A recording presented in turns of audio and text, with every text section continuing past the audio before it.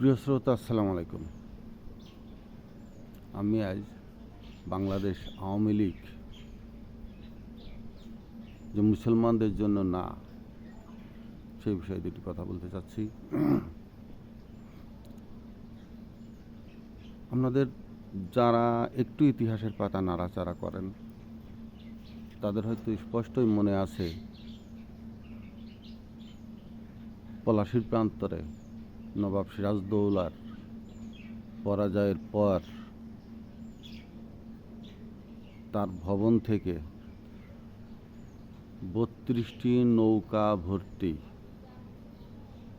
ধন দৌলত নিয়ে যখন কলকাতায় আসছিলেন, এক একজন মাঝি একটা করে নৌকাতে ছিলেন আর ইংরেজরা ছিলেন, আর নদীর দুই পারে দাঁড়িয়ে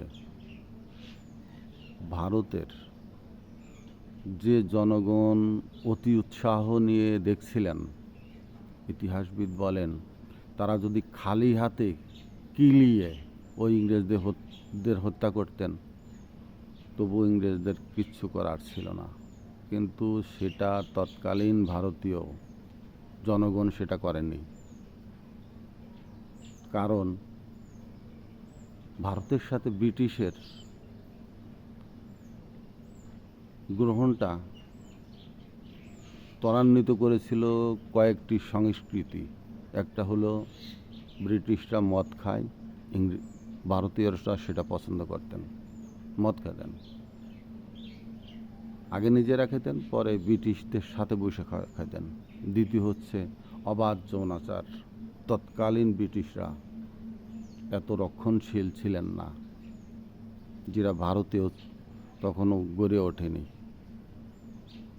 এই দুইটা বিষয়ে একমত হওয়াতেই মূলত ব্রিটিশরা ভারতীয় হিন্দুদের সাথে খুব দ্রুত মিশে গিয়েছিলেন। যদিও ভারতীয়দের ভিতরে আস্তে আস্তে গুঞ্জন হচ্ছিল যে ভারতীয় মুসলমানরা আমাদের এই এলাকার মানুষ না, আমাদের লোক না, এরা বাইরের থেকে আসছে, কিন্তু ব্রিটিশরা এসে এটাকে আরও জোরদারভাবে হিন্দুত্ববাদীদের মাথায় ঢুকাতে সক্ষম হয়, যার ফলে ব্রিটিশদের বিরুদ্ধে ভারতীয় হিন্দুরা কঠোর অবস্থান গ্রহণ করতে পারে নাই। কিন্তু অচিরেই, খুব স্বল্প সময়ের মধ্যেই তারা বুঝতে পেরেছিলেন ব্রিটিশরা তাদেরকে কীভাবে অক্টোপাসের মতো আঁকড়ে ধরেছেন, তাদের ধন সম্পদে, তাদের সন্তানিতে দিতে, তাদের নারীদের উপর কীভাবে ব্রিটিশরা প্রভাব বিস্তার করতে শুরু করেছে।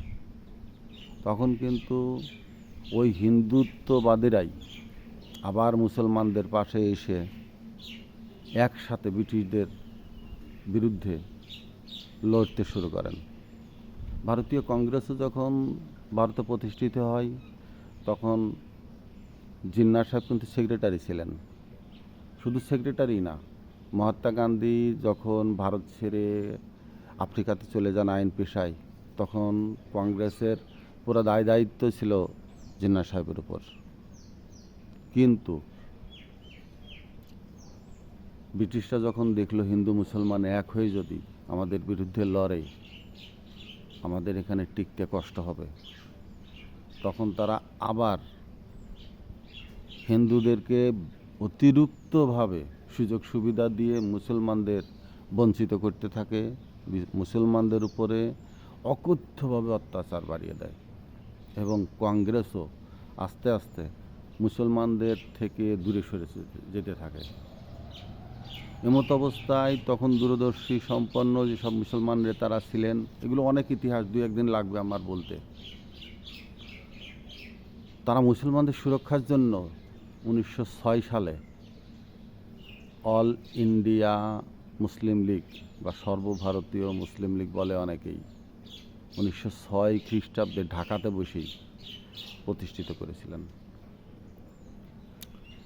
6 থেকে 10 সাল পর্যন্ত এই সংগঠনটি মজবুত ছিল, কিন্তু ভেবে দেখতে হবে তৎকালীন যোগাযোগ ব্যবস্থা, সড়ক যোগাযোগ ব্যবস্থা ছিল না।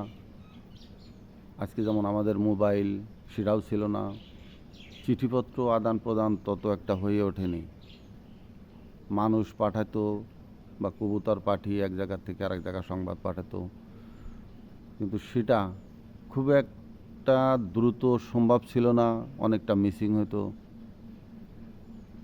পত্রবাহকদের চিনে ফেলাতে পথে অনেকেই তাদেরকে হত্যা করত, যার ফলে বৃহত্তর এই ভারতীয় অঞ্চলের মুসলমান সংগঠনগুলো এক থাকতে পারেনি।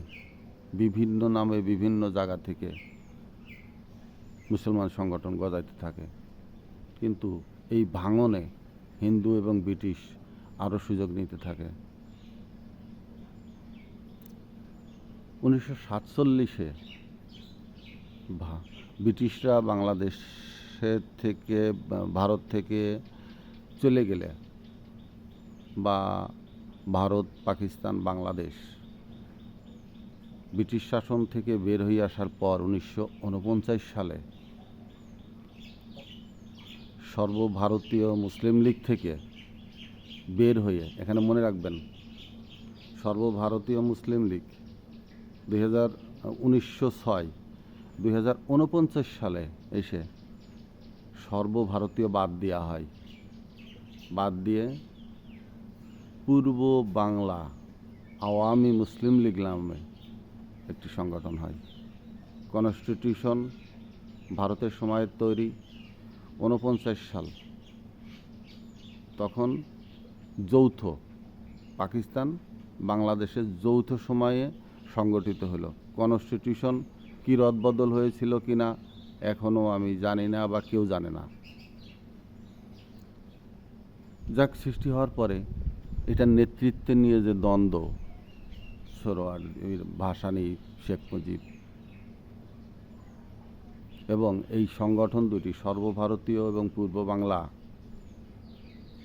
মুসলিম লীগের সংগঠনকে টিকাইতে হাজার লক্ষ মুসলমানের রক্ত ঝরানো এই সংগঠন, সেই সংগঠন কিন্তু আর থাকেনি। রাশিয়ার কুসন্তান, অভিশাপ, গর্ভাচেপ, আর বাংলার জমিনের কুসন্তান বাংলার বেঈমান শেখ মুজিব। 1955 সালে এই মুসলিম লীগ, যেটা মুসলমানদের সুরক্ষা দেওয়ার জন্য তৈরি হয়েছিল, মুসলিম শব্দটি বাদ দিয়ে আওয়ামী লীগ গঠন করে। কত বড় জাতীয় বেঈমান! যে দলটি মুসলমানদের সুরক্ষা দিয়ে মুসলমানদের সংগঠিত পরিণত করেছিল, সেই দলটির থেকে মুসলিম শব্দটি বাদ দেওয়া হয় একমাত্র ভারতের ইন্ধনে। যাক,